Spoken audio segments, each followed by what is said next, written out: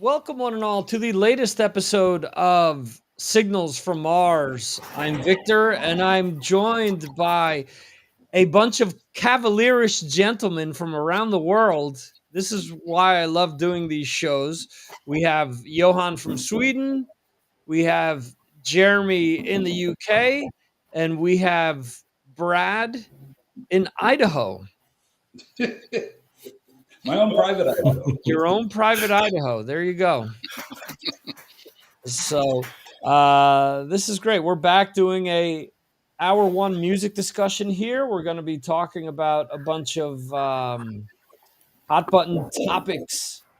When I wrote this up, it says that this episode is must hear. It's must hear topic. Let's go with the first topic because all over social media and all over the news sites. We all know by now that we've had some fairly big losses in the hard rock and metal community. Paul Di'Anno, original Iron Maiden lead singer, singer on the first two albums. If you go back, and even the band has honored people that have been in the band previous to Di'Anno. But yeah, there you go. You have Jeremy there with the original cover, the redo. But since you're showing us that, I came back from London with this. Nice. I told Jeremy this last week off the air. One of my things was that I needed to come back with vinyl from British bands. And I came back with the first Iron Maiden album, and I came back with Love by the Cult on vinyl. So I think I checked that box off fairly well. But anyway, I was going through social media, and I have Lee Hart, who was the lead singer in Fastway after Dave King left the band. And he had actually worked with Paul Di'Anno as well, because Lee had worked with Joan Jett, and he had become, if I'm not mistaken, one of the house writers for, I don't remember if it was RCA or what label it might be. And Paul actually sung a bunch of songs that Lee had written, and which subsequently ended up on two Fastway albums also. So there's interesting takes of hearing those songs with Lee and with Paul singing. Anyway, I don't know. We've talked about this at length. Jeremy, you and I have talked about Paul and everything that he by doing with the DHS and everything that happened after that. And even before coming on the air, I was showing you guys a magazine where they have an interview with Paul Di'Anno, and this magazine was just released this month. Obviously, nobody expected his passing. Yes, he had health issues, but based on the information that the family has released, I guess his heart kind of bled out. If I understood that correctly. Sad to see his passing, obviously. Those first two Maiden albums, at least for me, especially Killers. Killers is the real big one for me. I like the first Iron Maiden album. Yes, I just showed that I bought it. I didn't have it in my collection. But Killers to me is one of my all-time favorite albums, one of my albums, and I can flip-flop the order. I mean, I think Seventh Son is probably definitively my number one, but number two could be Killers, could be Power Slave, could be Brave New World, depends on what day of the week it is, you know? So, anyway, Jeremy, again, we've talked about Paul Di'Anno and his tomfoolery over the years. What type of press did this release or did this receive in the UK? Has there been like any mention on like regular news about his funeral yesterday or anything remotely like that? Yeah, when he died, the news covered it. I mean, it was certainly on Sky News. It got covered there. So yeah, there's been a little bit on the social media, of course. It's been covered. It's been covered obviously a lot in the heavy metal papers. The rock sites, all that sort of stuff. But generally speaking, a lot of people who aren't into heavy metal have been talking about it as well. There's Okay. a lot of people who know Iron Maiden, so they're going to talk about it. A lot of people who actually will have remembered him, as the first Iron Maiden. They remember those two albums, or at least the debut album, when they first started. So they do remember his voice. Many people actually do prefer it. I talk to a lot of people who say Iron Maiden finished when Paul Di'Anno left. Those two Right. first albums are great to me, but after that, you get a lot of that.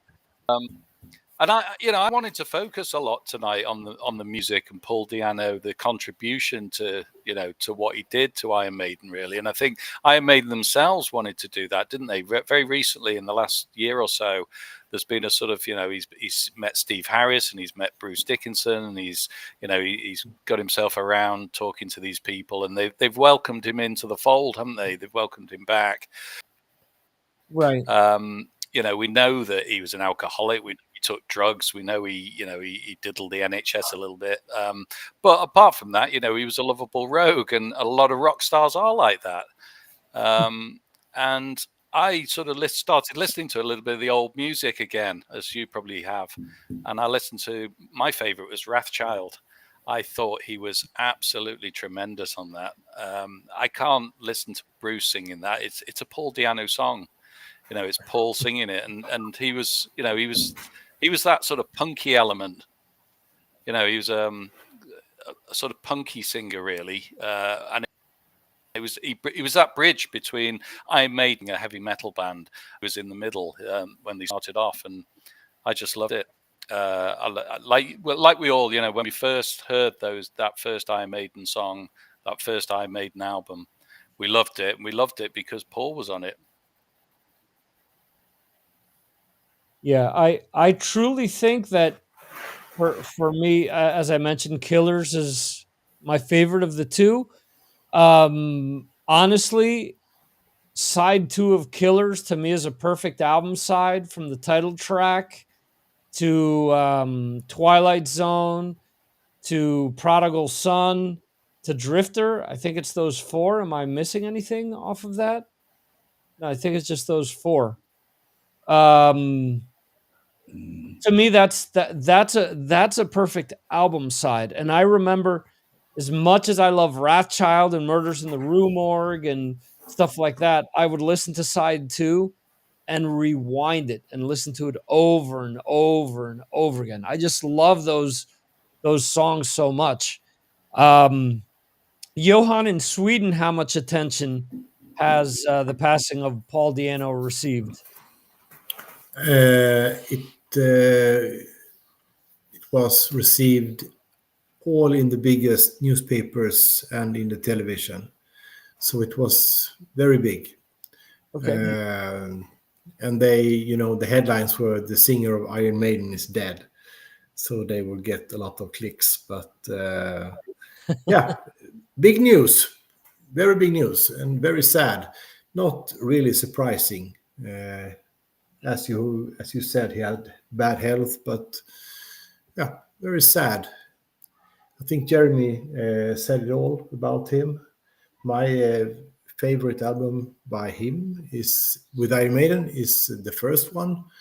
It's a perfect album, not a weak song, all classics, and I also love his voice, especially in the ballads. The song "Strange World" on the first album. Yes, he sings really good. So a great singer and a great personality. Actually, we had the chance to book him here in my small hometown in the early, I would say 99, around that time. He toured with a bunch of Swedish musicians, and I was one of the people who I had something to say about it, and I actually turned it down because I didn't think that he would make a good show, and he wouldn't draw that amount of people to the restaurant. So, and I can really regret that now, but I think it was the right choice. But back then he didn't. I don't think he was in a really good shape. Right. Yeah. Yeah. But, There's a lot of stories of that because in the U.S. he toured with Icarus Witch, and Jason McMaster, who I'm going to have on the show shortly, he did a tribute on his podcast, Talk Louder, and they talked about the fact that that he was basically carried each night by Icarus Witch, and how there were a few sticky situations that the band helped him get out of, so that he wasn't in the best frame of mind. It wasn't the greatest time, and I get exactly what you're saying. I have behind me, it's over here, you can kind of see it. And I've had this for a long time here. There's Twisted Sister, but underneath the Twisted Sister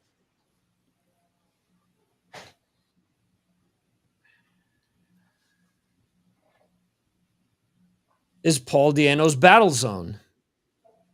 So, and this is nothing like Maiden. I mean, to be quite honest, it wasn't what he had done. Like those songs that I referred to that he had recorded that Lee Hart had written were a lot more polished, were a lot more like in the vein of wanting to be Bon Jovi and stuff like that. And I remember hearing that stuff and thinking, Paul can do so much more than this. It comes back to what we were talking about before, Johan, and having to heat the pool. That's what that material always felt like to me, because you listen to him in Maiden, I listened to him on this, and I mean, it wasn't super heavy, but there were elements of thrash metal to it. It was, of its time. And then even when he released the Killers albums, Killers was a pretty heavy band as well. The second album sounded more like Pantera than it did, what we were used to hearing from him. So yeah, it's a shame, but I mean, obviously we've talked about different aspects outside of music. It's a shame that after Maiden, he didn't receive the same maybe notoriety that obviously Bruce did or Rob Halford has. And even looking at a Blaze Bayley, I think Blaze Bayley probably has received more notoriety for the music that he's done as a solo artist than Paul has as a solo artist. And I don't know if that's because Blaze has kind of stayed in his lane to an extent. He's kind of understood his audience and hasn't tried to go for like super radio friendly stuff to make a lot of money or whatever. And that's where I think Paul maybe have had some pitfalls along the way. But I mean, that all ultimately comes down to opinion and whatnot. The other passing that I wanted to talk about, and Brad, this is something that I wanted to throw in your direction. I wish that Metal Dan would have been able to join us, because I mentioned to him talking about this person, and that's Jack Russell, who I know Metal Dan had seen as the frontman of Dante Fox, as well as Great White. And you're from, you were in that general area for a very long time as well. Did you get to see him in Dante Fox, or have you only seen him as part of Great White? Yeah, that's a great question. Yeah, I was actually gone from that area in '81. Okay. So yeah, and Dante Fox. Yeah, it's hard to know how I could have seen him somewhere. I mean, at a party, at whatever, because I mean, bands were everywhere. But not knowing it was him. The first time I know that I saw him was on their first tour after their first album, warming up for Judas Priest. At this time, I was in Fresno for a moment, and they were really, really good. I mean, as a new band hitting the stage, and he was great. He was great live. I mean, hitting all the notes. He was a great front man. He looked the part, handled the mic stand very well. Was constantly throwing it all over the place. Just everything. Yeah, he had it in his younger day. Mhm. I remember once, and I think it was warming up for Kiss, or maybe it was Scorpions, back in 88, 89 type area. In Spokane? And no, this was actually in Salt Lake City. Okay. And Shelley, we were sitting right off the side of the stage. This is in the old Salt Palace. And Shelley just looked at me and said, "Guy, he's a rock star. I mean, he's just got that." And you know what? You're right. He really had that in his younger days. It was tough to see him physically in his latter days because he was pretty messed up. He could still sing quite well. Yeah, that's what I was going to say. His voice it's amazing that with everything that he went through health-wise, Yeah. that his voice was still amazing all the way up until the end.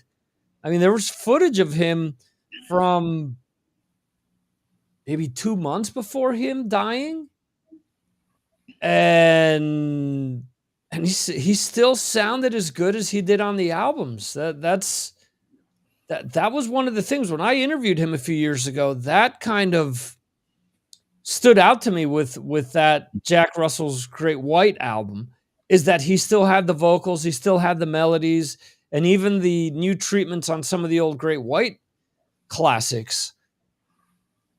A lot of times it's to detune because the guy can't sing anymore or whatever. But Jack was singing this shit like it was 82 again. It was amazing. If you want to talk about how great a vocalist he was, I mean, look at all the people who tried to replace him in Great White. There you go. And failed miserably. And there's some really, really good singers too. I mean, he had something the new guy actually channels him pretty doggone well. But other than that, there's not many people that can sing that stuff. I think it was Janny Lane who sang with them for a while when he was really sick. I think it was him that kind of plugged him in with the band, and he said that stuff's like near impossible to sing. Mm-hmm. So, and he was a great singer, and he was kind of a one of a kind, and he could do Led Zeppelin better than Robert Plant. Right. I'll give him that too. As far as Great White is concerned, Jeremy, were you a fan? Well, I did listen to them a little bit back in the day. I mean, they didn't really translate a huge amount over in the UK, but I did listen to Once Bitten and Twice Shy. They were the sort of the ones that resonated. And I've gone back to listen to those over the years as well, just now and again. And, he did have a brilliant voice, and, they were a pretty good band. Typical 80s band, very American band. But yeah, he had a very, very strong voice. He'd have got into any outfit then and succeeded, I think. That's all I can say about it, really. I mean, I enjoyed what he did, and I enjoyed what the band did. It was good stuff. Okay. And Johan, I'm assuming they've played Sweden Rock or something similar over the years. Have you ever gotten a chance to see them? Actually, I feel like a bad guest here, but I don't know much about Great White. Okay.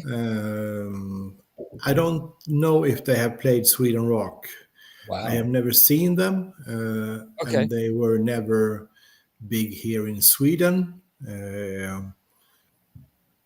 So no, I really can't speak much about them. Okay. But if you have you know, like what do you say, a tip for the best record to start, I'm happy to listen to them. Yeah. Okay, Brad. So let's see if we're on the same page with this. To me, I think that there's 3 albums by them that are above all the others. To me, their first album is great. That's been re-released under a lot of different names. Like I have it under the name Stick It. I've also seen it called Great White. I've seen it called Down on Your Knees as well, I believe. Um, to me, the first album is great. To me, Once Bitten is probably it's pretty close to a complete package. It just didn't get to be as big as the next album, Twice Shy, but I think the songs are better on Once Bitten. There's more variety on there as well. And then I think the song, or I'm sorry, the album Psycho Motel, which was their last, I think, Geffen album, if I'm not mistaken, that came out when the popularity of the band was totally gone, but they kind of still put out a Great White album. You know, they it was a little heavier than what they'd done in the past, but it was still bluesy. It still had a ridiculously good ballad, which they've always released ballads. The song Old Rose Motel, I think, is just really good. And I'm not a big ballad guy, but there's a lot of good stuff on there. And to their credit, I think while Jack was in the band, every album had at least 2 to 3 good tracks on it. Like the Great White playlist that I have on my phone has stuff from throughout their career because they were that solid. I know that a lot of stuff gets looked at in a certain light, especially in the US because of the station fire. I haven't read Jack's book. I haven't listened to it either, but I know that that's something that haunted him up until when he died, especially because so many people, I mean, there was real hate that came out that I saw when he died, with people saying, you know, I'm so glad he's dead. He killed, you know, my friend, or he killed my spouse, or this and that. And Can I just say that's totally unfair? I mean, he had no control over what happened. I right. mean, you can't blame him. You can't blame anybody in the band, in the actual band, the musicians, for what happened there. But yet everybody did, and you're right. Everybody treated him like crap. I mean, he afterward they had benefits trying to raise money to help the families that were involved, and he wanted to participate, but they wouldn't let him. Because there was so much hatred towards him, and you're right, man. He couldn't talk about that without breaking down till the day he died. That was just a devastating moment for him, and he lost a band member. I think he lost other guys part of their group there. Right. It was just a terrible thing, and I think it's wrong for people to be so hateful about something like that. I mean, everybody suffered, so that's my take on it. No, I agree with you on that. There were a lot of external factors that played into that, and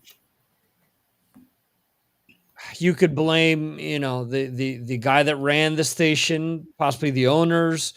the person closest related to the band, the manager that lit the fireworks. I mean, but again, this wasn't something that other bands weren't doing. A lot of bands were doing this stuff. It was unfortunately the perfect storm that took place. You know, it was things just went wrong. Okay? Right. And you know, that's the way life is, man. Sometimes things just go wrong with no bad intention. And I don't think anybody had a bad intention in that moment. It's unfortunate. And yeah. Yeah, I agree. So anyway, one of the neat new features that we do have here is that we now have a scroll across the bottom where we can pimp out different places where you can follow the podcast. Nice. That is correct. And if there's any trouble following any of these, you could just go to signalsfrommars.com, which is your one-stop shopping place for absolutely everything. And we see that Brad is wearing the lovely bucket hat. Hat. That's it. And Jeremy's wearing the hoodie. I need one of those. Huh. Well, if you want to pick one of those up, Brad, look at that. You've got a nice QR. Can I just say that's a great price as well? Because I just bought a. Oh, good.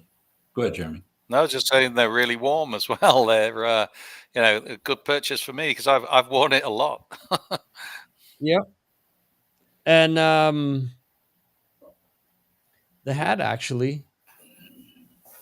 The base prices are set by the provider that I use. So nice.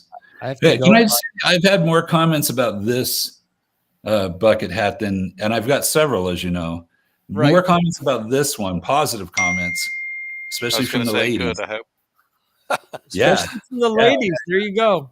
The ladies. Dudes don't. Who cares? Who cares what dudes think? But the ladies like this one. So yeah, that's. I just finished listening to Alex Van Halen's audiobook, Brothers, and that's one of the things that he talks about. That yes, they were a heavy metal band, but that they were able to pull the ladies in. So he says that that's one of the things that separated them from some other bands. Yeah. So, hey, I want to give my 3 Great White albums that I think. Okay, go ahead. That I know Jeremy's too busy listening to new music to listen to old music, but I think Johan, this is going to be your assignment. I agree with Victor that the first album, which should be self-titled, is it's nothing like the rest of their albums. And I don't know why they tried to get away from that sound. And I've heard them talking. I was like, well, we're not really a heavy metal band. And they went on, I guess, to prove that their following albums. But that last time I saw Great White, which was last year at M3. This is without Jack, of course. This is the Mark Kendall version. But they played "Stick It" off this album, which and it was great. And I was chatting with him while I was waiting for my flight the next day, and he said, "Yeah," he says, "a lot of people now want to hear more stuff off that first album." I said, "That's cool. I'm totally down with that. Now you got the right guy to sing it too." So, yeah. So that album, from a metal standpoint, is fantastic, and really, really good cover of the Who song "Substitute." Mm-hmm. So, that's a very well done. It's a great album. So check that one out. I'm going to go with the second album as well, which is called "Shot in the Dark." Now, this album is where they kind of went away from the heavy metal thing, but yet it was still quite rocking, quite big guitars. But they brought keyboards into the band, which there was none with the first iteration of the band, and they did it in a very nice way. I like the songs. There's a bit of a Zeppelin flavor, I would like to say, without ripping the Zeppelin off. So give that one a listen as well. And then I'm going to skip all the way down to 1999, an album called Can't Get There From Here. Okay. This is a more latter day Great White, where they kind of lost me after the Twice Shy album. You know, they had some good songs in that, as you talked about, Victor, but the albums weren't that strong. But this one, they nailed it. And I think Don Dokken, I could be wrong about this, but I feel like he helped produce that album, or he was involved somehow with that album. And it's a really solid rock album. Just good bluesy, but rock album as well. So Can't Get There From Here. That'll be my third choice that you should listen to. And it'll give you a latter taste of Jack Bruce's days in Great White. That's interesting because that album, that's the last album that had songs on the radio, because Rolling Stone got played quite a bit. Really? Yeah, in my area. Oh, yeah. Yeah. Didn't make a dent where I lived in Utah. I don't think there's one off this album that got on the radio there. So it was produced by Jack Blades. Oh, Jack Blades. But Don Dokken had something to do with it. I know he did. So Don Dokken co-wrote Ain't No Shame. Okay. Gone to the Dogs. Wooden Jesus. Great song. Great song. I saw them on this tour. They were touring with Doc, and they were actually warming up for Doc. And the new songs sounded fantastic. Yeah. But Jack Blades co-wrote, let's see, Rolling Stone, Ain't No Shame, Silent Night, Saint Lorraine, In the Tradition, Freedom Song. He wrote every song. No, actually, Sister Mary he didn't write. That was Michael Lardy and Alan Niven. Yeah, that's a sleeper. But in my opinion, Mitch LaFon thinks differently, but that's okay. Wow. He loves those ballad songs. Well, that makes a lot of sense then. Speaking of Jack Blades, I saw him at the airport last year at M3, after M3. And man, you talk about how tall everybody is in Signals from Mars. Mm-hmm. Not Jack Blades. He's a wee man. He's like 70 something years old, and the dude still rocks. I know it's kind of getting off topic here, but him just rolling out of bed at the Ramada Inn and hitting the airport. He didn't look quite as sharp as he did on stage. Let's put it that way. But I saw him. Some guy cornered him. I got to say this about Jack Blades. I got to give him his flowers. Some guy cornered him there at the airport, came up to him with like a suitcase full of albums to sign. Okay. And I'm like, guy, don't mess with a guy and he's, waiting for his plane or what, you know what I mean?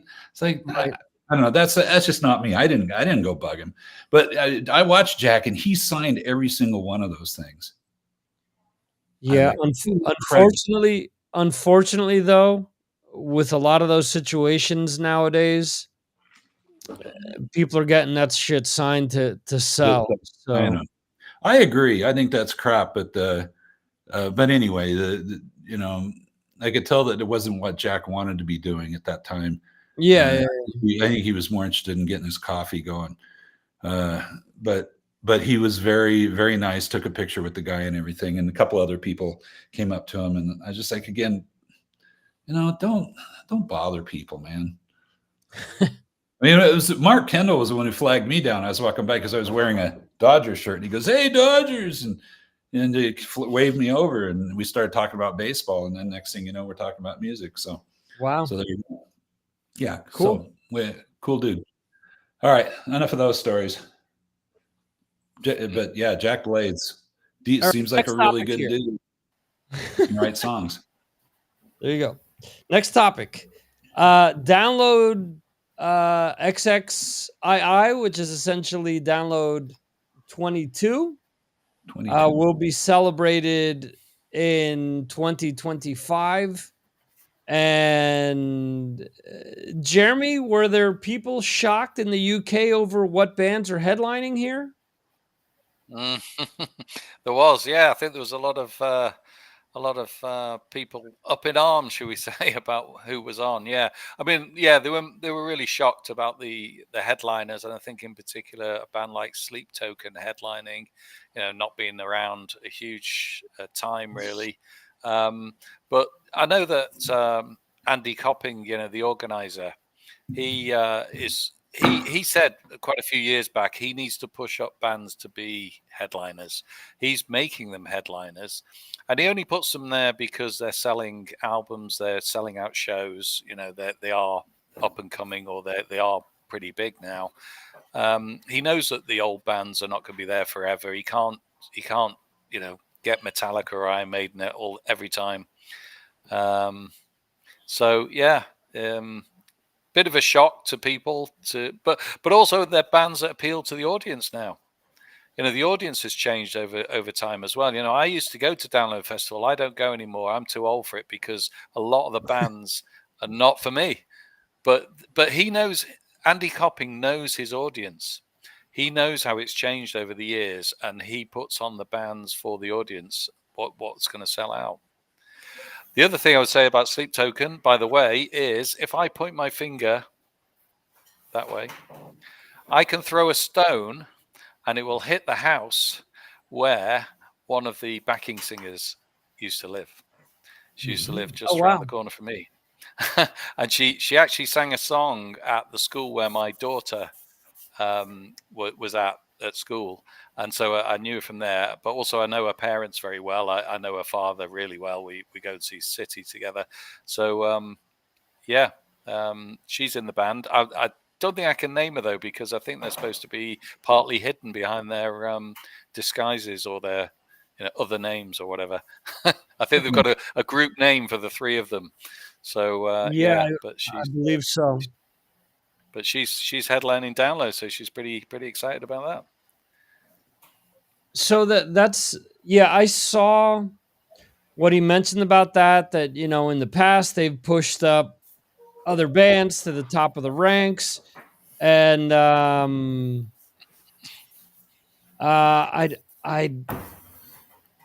guess, I mean, Green Day is obviously a huge band.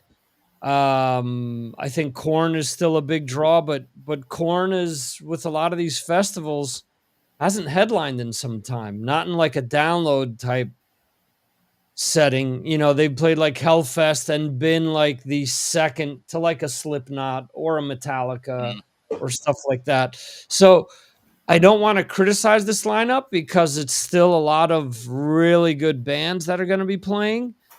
But at the same time, Metallica is going to be back out on tour, their own tour. Maiden is going to be on their own tour. So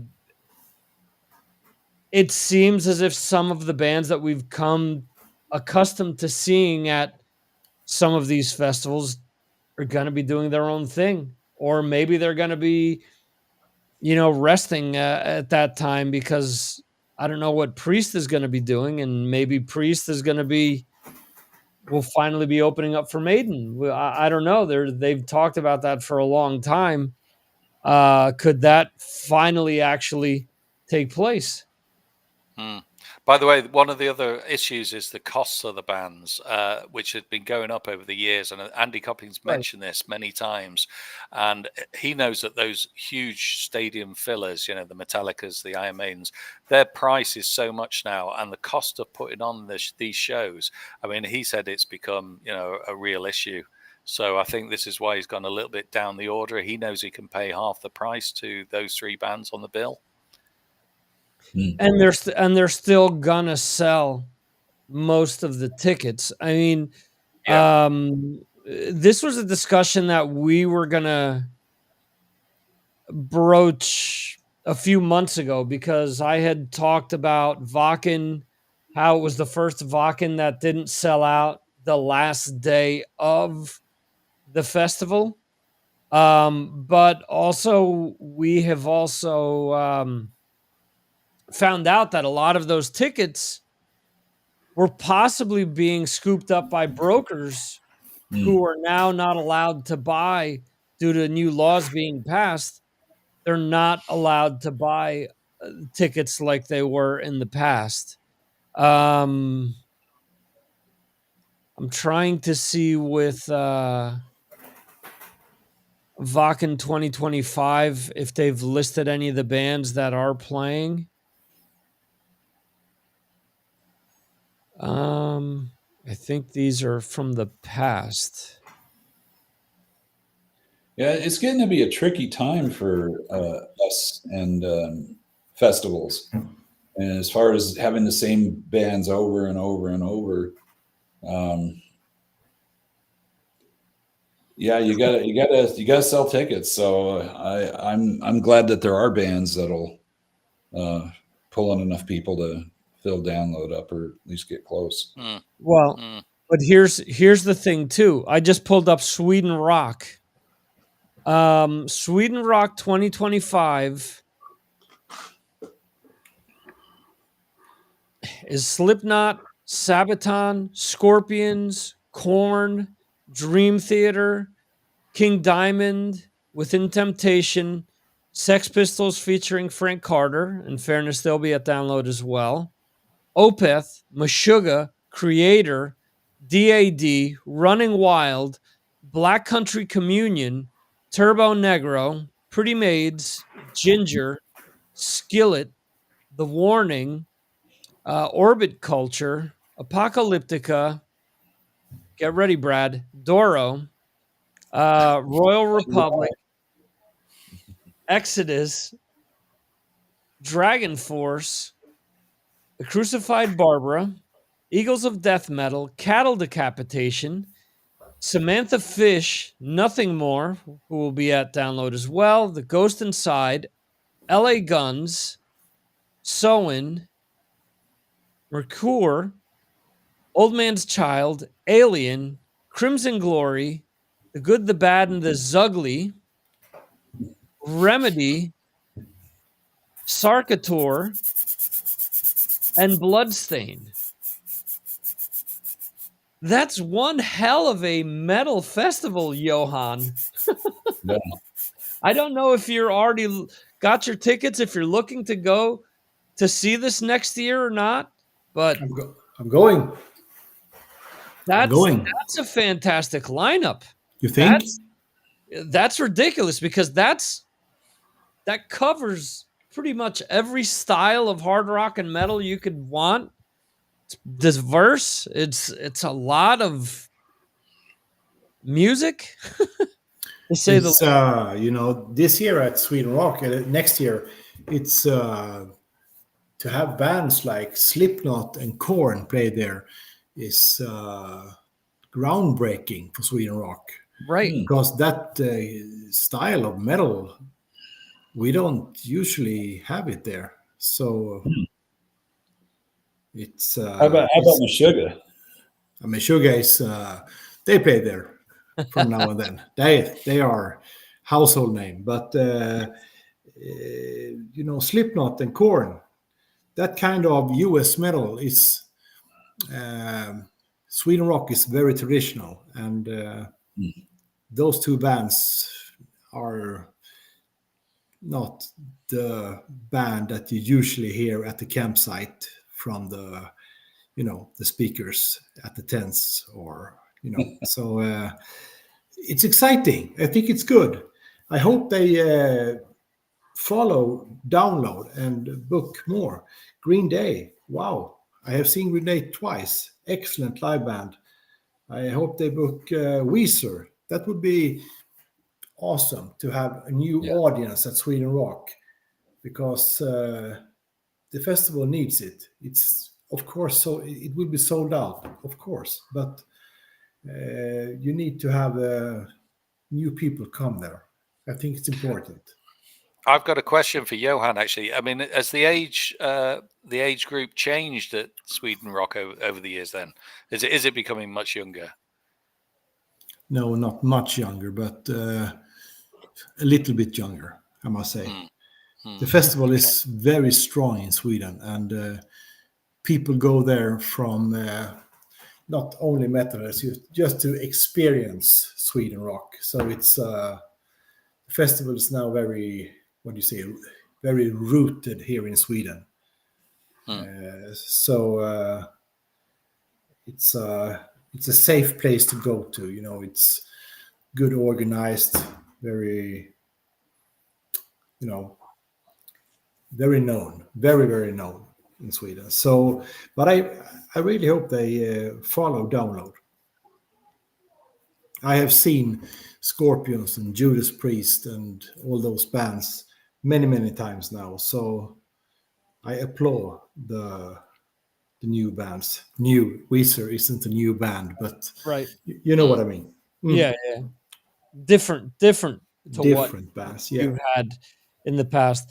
Yeah, and Resurrection Fest, which is the biggest festival in Spain, they've announced Slipknot, Korn, and Judas Priest as their headliners. So, all right. Accept has announced that they're going to do a 50th anniversary tour, and they plan to feature, or they've sent invitations to try and feature Udo Dirkschneider and Peter Baltes. Wow. No olive branch to oh man, now I can't remember the name of the guy that sung on Generation Clash.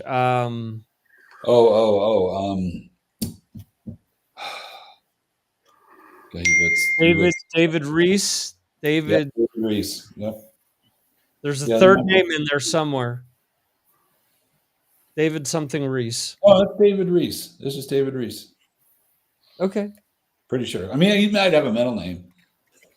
Udo. Maybe his middle name is Udo. Okay, there you go.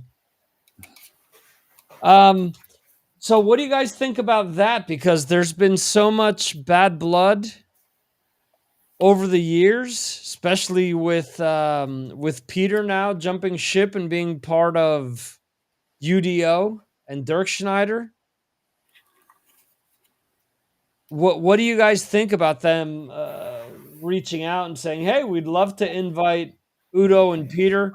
Is that the band just saying that as lip service, just to come across well with the fans, or do you think that they've honestly reached out to those guys to try to get them involved? I bet they have, and I've got a visual of why this is. Okay. Okay.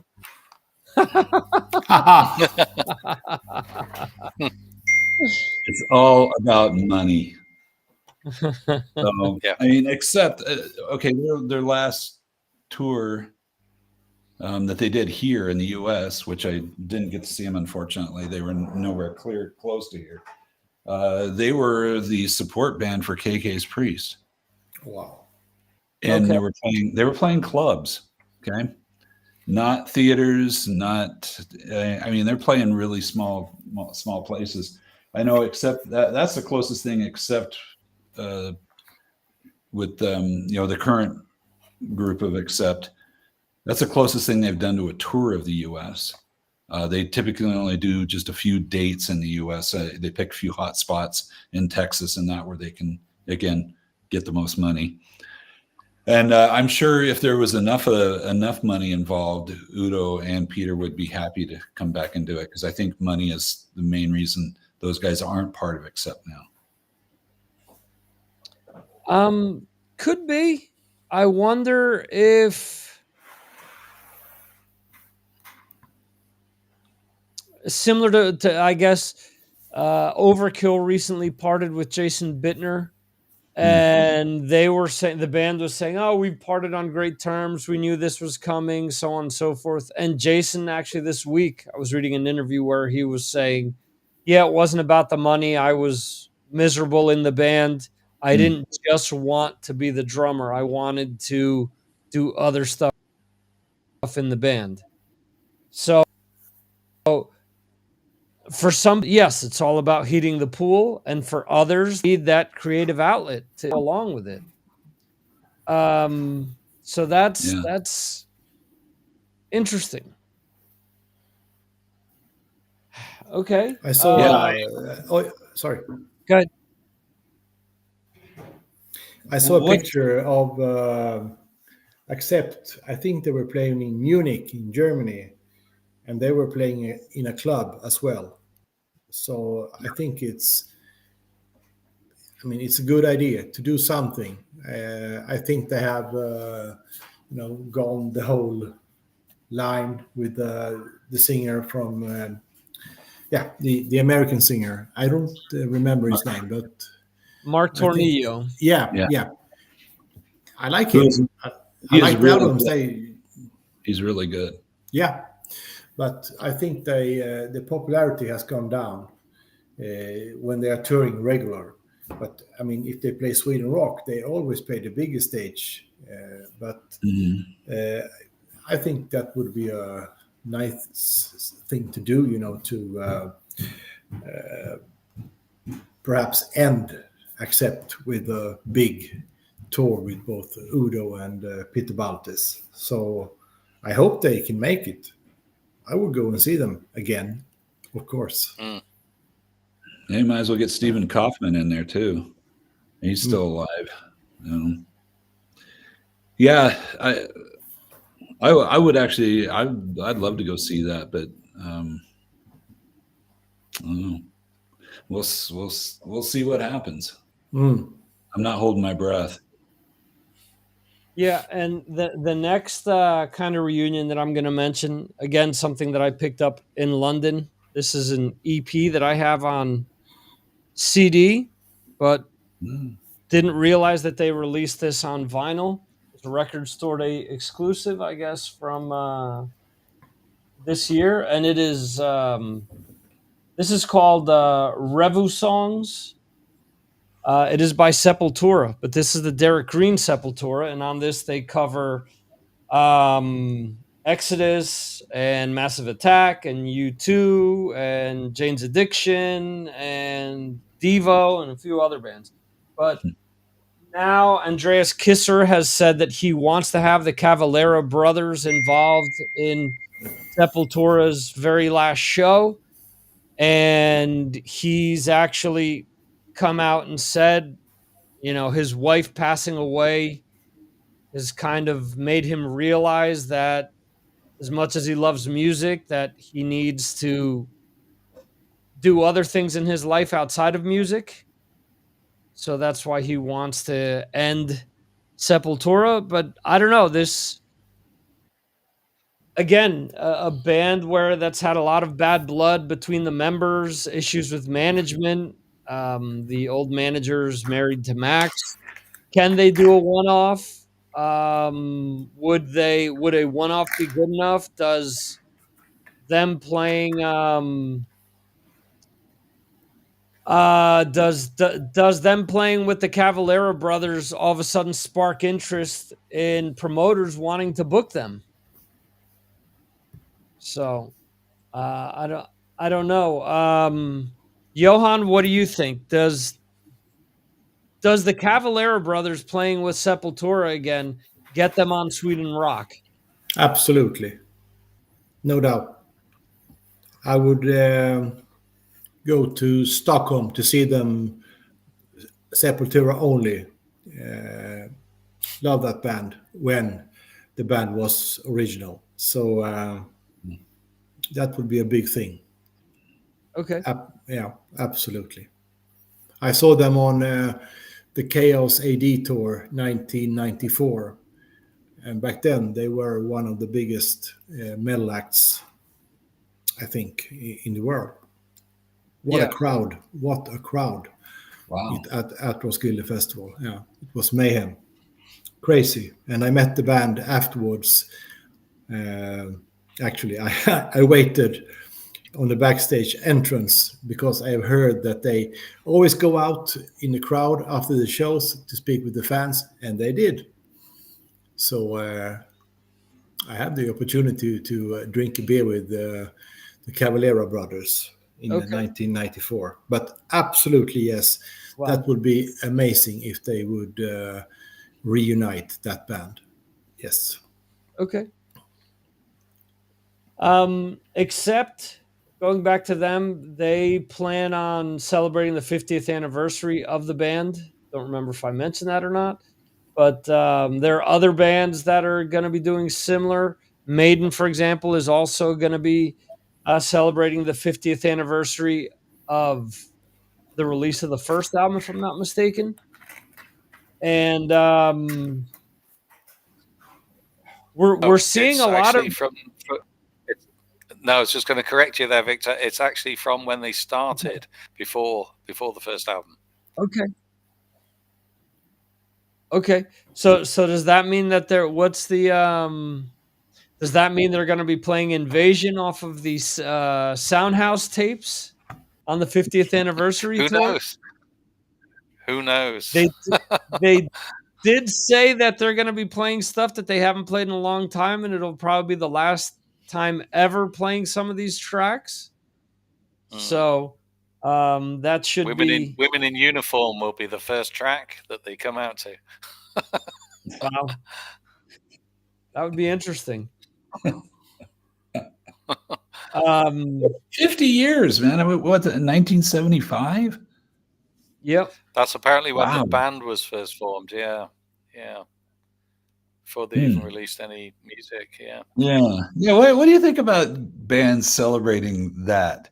Like, this is the day that we first, two of us first met or whatever. I don't know. I say it should be the first album. That's when when the first album's released, that's when the band really is the band. And but the big question is whether I think they're going to go on for 50 years. They might be right. That's the point. They can't wait that long. Yeah. Yeah. That's the same thing that I had in mind, because the first album came out in what, 79? Is it? 80. 80. I could be wrong. 80. Yeah, might be 80. April 1980. April the 14th, 1980. Okay, so who's that's the thing. Still in the band from that time? From that Steve Harris? Steve. Yeah, and Dave Murray. So that's the thing. I mean, for them to get to 50 years from when the album was released, currently we're looking at a little over 5 years. Yeah. As you said, will the band be around in 5 years? Will the planet still be around? Yeah, I mean, the thing is, they might not because they just might not. I won't want to say why, but various things may happen over those 5 years, and they may just decide to stop playing. I mean, we know that the drumming at the moment is not up to the best. Who knows whether Dave Murray just want to go off and play golf for a bit and finish. Yeah, he was just rushed to the hospital a few weeks ago. Apparently. So allegedly. Allegedly? Okay. So does that mean that that again, all of a sudden he's sick of touring and says, all right, you've got 2 other guitars, keep going? The question is whether they've got another album in them. If they've got another album in them, which might take a sort of year or 2 to finish off, then they normally a band would tour the last album, so that would take them another couple of years. I just think that they must have in the back of their mind the R word, retirement, and bands can't go on forever unless you're the Rolling Stones. You can go on forever. They've got the money to go on forever. They've got the doctors, the masseuses, and they're in a different stratosphere than Maiden, Metallica, or any of the big metal bands. So, is what it is. Listen, you've got to go and see these bands now while you can. If they're out on tour, go and see them, because as we know, we love them all, and this could be the last time. It really could be the last time. And you're so right, Jeremy. Now I'm kicking myself. Why didn't I drive 12 hours to go see Accept and KK's Priest? Didn't you do that to see Saxon like 15 times? Yeah, that's different though. Which, by the way, By the way, Saxon coming back to the U.S. in March next They year. are. They are. Tickets Yeah, just very went. jealous of Yeah, that. yeah. Saxon, Riot, and Lizzie Borden in Oh, wow. San Antonio. Oh, So I'm that's gonna be definitely great. going to that. Yeah, yeah. March I'm So coming you- out to meet you. Saxon plays 1 hour from my house in February. I'm going. Yes, yeah, that's Good right. You job. are playing in Sweden. Yeah. Wait, February? Excellent. Yep. All right. I'll have to check the date on that. I keep thinking I got to get to Sweden. I have to. February would probably be a great time to come there. No, but you're always welcome. There'll probably be less snow there than there will be here. well, that's debatable.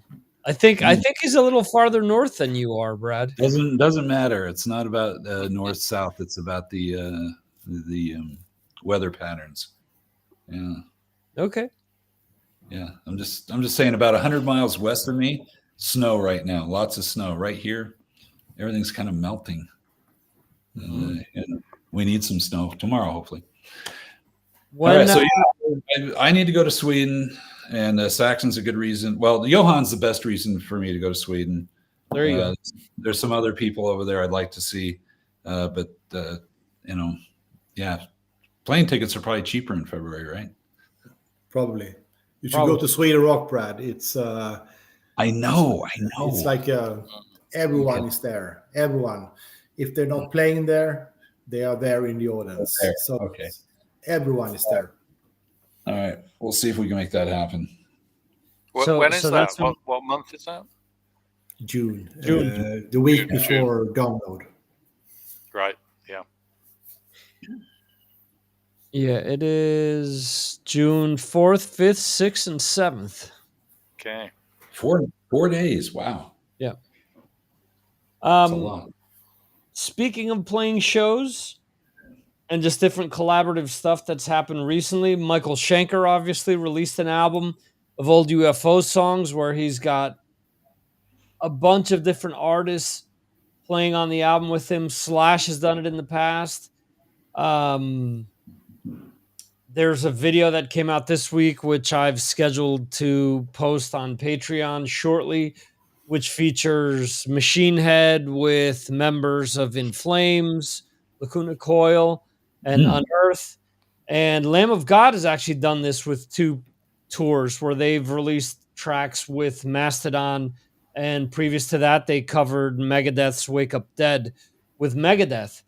What do you guys think of these types of collaborations? Obviously, one thing is an artist having, like a Michael Schenker, having big name artists come in and cover some of his old UFO classics. And the other thing is for bands that are going out on tour together to release a single where all the bands that form part of that tour release a collaborative song together. Brad, what do you think about both topics? Well, okay, my son, who's 22 years old, he thinks, because he's really big into the hip hop and all that kind of stuff where everybody's collaborating. It's like everybody's got to be on their albums and that. He says, I don't know why metal doesn't do that. And last year when Amon Amarth came out with Saxons and Vikings, and Well, that was good.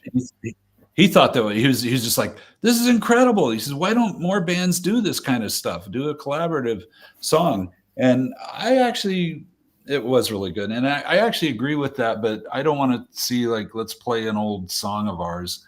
Cause then I don't know. I would write a new song, and collaborate. Right. I would be all for that. But the Michael Schenker thing, what he's doing, having guys come in and sit in and noodle around on an old UFO song. It's like, I mean, I've listened to that with Slash, and nothing wrong with his playing, but it's not like, holy crap, look what Slash did to this song. Didn't do anything. Kirk Hammett, look what he did to Rock Bottom. Wah-wah. Who knew? Yeah. Write a song with these guys, man. That would be cool. That's what I would be behind. But see the thing with that though, can Michael Schenker entice Axl Rose to sing on a new track, whereas Axl's covering a song that he loves from Yeah. Michael's UFO days, and obviously, as far as what I had heard, um, he had heard Slash say that he was going to go into the studio and record the track, and Axl said, "Oh, I want to be part of that," because Ah, he's a fan of UFO and Michael's early stuff. So, and apparently he tried Love to Love, which he did, Shoot Shoot, which Stephen Pearcy ended up doing, and I forget what the third song is. So he recorded 3 tracks. I'm not sure if he did all the way through, but Love to Love is the one that he was most satisfied with. So that's why that's the one that ended up on the album. And that one's actually obviously gonna be the selling point, because how many times have we heard Axl outside of Guns N' Roses?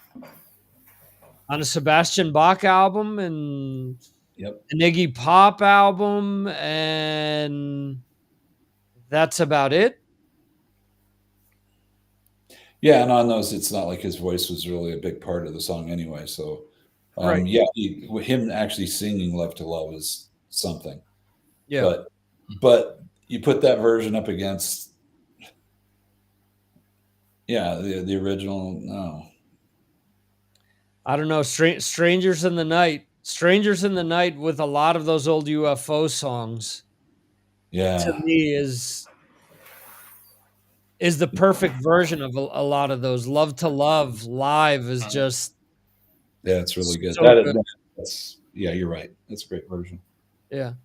Jeremy, what do you think about these collaborations? Well, I kind of 100% agree with Brad. I mean, he summed it up perfectly, really. I mean, I don't like it. I think that, they should just go off and record new songs, because a new song would be good. It would be like listening to a new band. That's fine. Absolutely fine. I mean, I think the Eamon Amarth Saxon song was good. Sounded great. Exactly as you've just said, Victor. Strangers in the Night is an album that cannot be improved upon, so why bother? Phil Mogg's got the great voice for those songs. What has it made me do? I listened to the Schenker album. I didn't go out and buy the Schenker album. I put Strangers in the Night on my Christmas list because I want the vinyl version, because I've always had the CD. So that's all it made me do. It made me realize how great the songs are, but they weren't that great on that album that he's just done. Yeah, I mean, I think it's for the musicians. The musicians want to do it. They don't want to do it for the fans. They're doing it for themselves, and that's fine. Right. You do it for yourself. We'll have a listen to them, but we ain't going to buy it. All right. Johan, what do you think? Agree with the previous speakers, but it made me think of the project that Dave Grohl did back in 2004, Probot, where those he were all wrote. originals. Sorry. Those were all original tracks. So that's kind of what Brad was saying initially. Yeah, He's pulling in all of those people, and I'm sorry to cut you off. That album to me is fantastic. Absolutely. Yeah. I mean, that on that album they wrote new songs. Yeah. In the style of the guest artist. Yep. So it's Lemmy and Kronos and King Diamond, but with Dave Grohl's music, sort of. So that's a great album. Absolutely. Whenever I step into a music store, I check out the P's just to see if that's on vinyl somewhere. I have that on CD. All right, and before wrapping things up here, I do want to announce that we will be doing a Queensryche special next week. Next Friday, we will be voting on our 10 favorite Queensryche albums, and it should be an interesting discussion. I wonder what number one might be. I wonder. Rage for Order. Not Oh, sure. sorry. There's a few albums that are going to be in the running here, because I think depending on when you jumped onto the band, when you really got into them, you're going to have a different opinion. Some people it's going to be Rage for Order, as Johan said. For some people like Jeremy, I'm assuming Empire. And You have to wait and see. Yes. We'll have to wait and see. Yeah. But I have a question. Are we allowed to include the EP that they released initially, or should we leave that one out? It's not an album. Oh, that's a great question. I think you have to include it. I think you have to include it because Okay, because it's separate music. Yeah, because The Lady Wore Black is on there, which is very important, and Queen of the Reich, both songs that are still played on U.S. radio, surprisingly enough. Yeah. So, and look at that. Okay. Tony Espen is saying yes. Already yes to the EP. Okay, that's a good thing. Yeah, and I guess we also include the album Queensryche, which was kind of done by Jeff Tate. I was thinking of Toddler Talk there. Yeah, Jeff Tate. It was done by Jeff Tate separately, wasn't it? But obviously it was under the Queensryche banner. So that will get included as well. The FU album, Frequency Unknown. Yeah, you're right. That is the one. Because they did a... Sorry, that's the one I meant. Yeah. Victor's right. Yeah, because that's why I was thinking of Toddler Talk, because he was on Queensryche. Yeah. Right. There's the Queensryche EP, and there's the Queensryche album, which features Todd LaTorre on vocals. Yeah, he's right. Yeah. So there's quite a lot to choose from. Ooh, based on Jeremy's request before going on the air, I have just opened this up. Yeah, here we go. And this is what the vinyl looks like. Whoa, look at that. Mm-hmm. That's one side. So it's like... That is heavy. Oh. And that's the other side. So as the album spins, it is going to make some interesting patterns. I will have to record that. Yeah. And share it. Please do. That's a thing of beauty, Victor. That thing of beauty. Oh wow. This is all right. So let me see if I can get the plastic off of here without ripping it too bad. But don't spoil it live on air just for us. No. So all right, so this is a double gatefold, which the original was not, if I'm not mistaken. Hmm. Yeah, I don't remember. So yeah, because this year was part of the lyrics, if I'm not mistaken.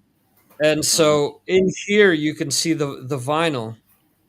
Wow. So that's opened up, all right, and you see the vinyl right there. Mm. So I was told when I picked this all up that there are few copies circulating of this around. And the guy at the record shop said, you picked up a lot of stuff that isn't going to be available from here to Christmas. So... Nice work. I hope so. There are other things that I left behind. The other things that I looked at possibly picking up. Queensryche's Empire was one of them. Two of the Rat re-releases, Out of the Cellar and Invasion of Your Privacy. But at the end, I think I got a pretty decent haul. So Those may have to wait until I get back into the States because they're priced a little bit better in the US. So anyway, I do want to thank my esteemed panel today, Johan, Brad, and Jeremy. Thank you so much for joining us. Also, it's not working, Brad. I know. What's wrong? Doing whatever it is you're trying to make it do, it's not working. Can I get that? I want to thank Edgar Winterson, who's come back into the fold. I want to I thank haven't seen Edgar in a while. Yeah. Good to see you, Adele Millie, who joined us as well tonight to say hey there. And also Tony Espin. Tony. Thank you guys so much for joining us tonight. And once again, thank you for supporting the show by being here, watching this live, or listening to the replay or watching the video replay. In any event, we will see you next time right here on Signals from Mars, folks. See you later.